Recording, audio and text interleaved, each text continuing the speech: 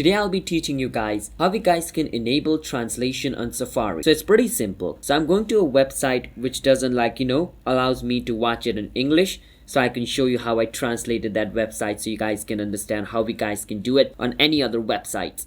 So after you go to the website, as you guys can see, it's on like Japanese or Chinese. I don't understand what this is, but yeah. So if I want it to be on English, you can see the double A button at the bottom left corner of your screen right beside your search icon. Click on it. Once you click on it, you can see the option called Translate Website. Click on Translate Website. From over here, you can see the option called English.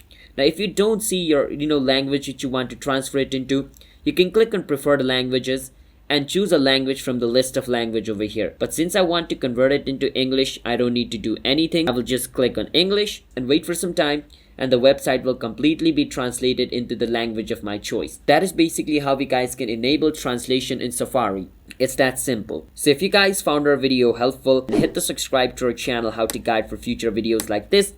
I'll see you guys in my next video. Bye bye until then, and have a nice day.